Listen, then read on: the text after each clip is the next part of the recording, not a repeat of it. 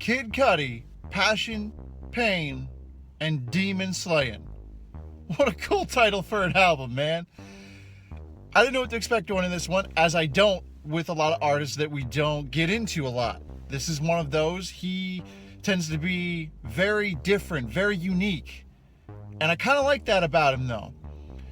This is his 6th studio album, and man, was it something different.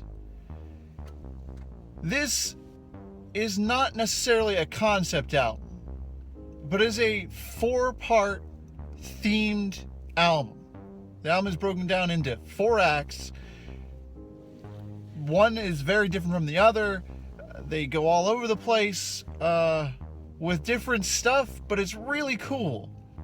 This album starts out with Frequency, which is a low-key song, and a lot of the songs tend to be pretty low-key on this album. Right off the bat, though, this one kind of irked me a little bit because some of the lyrics were just unintelligible. I had no idea what he was saying. I later learned, listening to the rest of the album, that that's kind of a little device that he uses to just make the song transition and flow a little bit, and I thought that was really cool. This song is also cool, but very different. I don't have a better word for it than that. At points in this album, songs feel like they might have too many effects, too much auto-tune, but the effects is what keep you going. These are the things that you want to hear as you're continuing to listen to the album. They continue with Releaser, and it's almost like this track is kind of just coaxing you to go ahead and continue listening. That's a lot of what the album is. It's guiding you through, wanting you to keep listening. And I think that's a really interesting way to approach an album.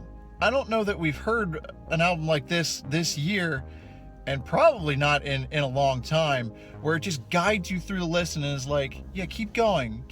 There's some more interesting stuff around the corner. And I like that a lot. The vibe for this album is very chill. It's very elegant at times, though, too.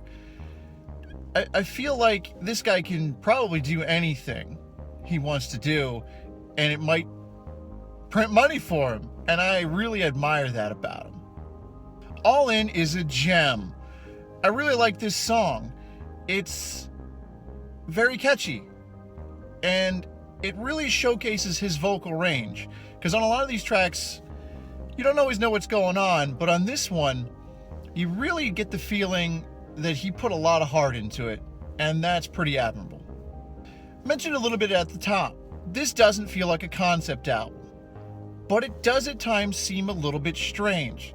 So I caution you as you listen to this album, you might hear some stuff that's a little bit different than you were expecting.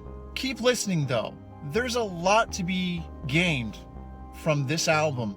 Lots of really cool themes, lots of very interesting stuff. Man, you will not be disappointed. I know I wasn't. Then we have the track Does It. This track changes gears, and it's where I figured out that this was a 4-part themed album.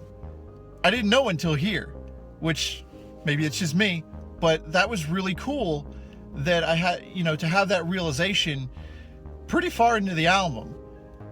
It wasn't until Cosmic Warrior that I was pretty much blown away. This track takes you the whole way back around and builds the rest of the world for this album. It was like the last puzzle piece for me. It was a really cool, weird song. A lot of the songs on this are weird, but good. Surfin' is probably the perfect single. It's funky. It feels very cool to listen to. Great vibes.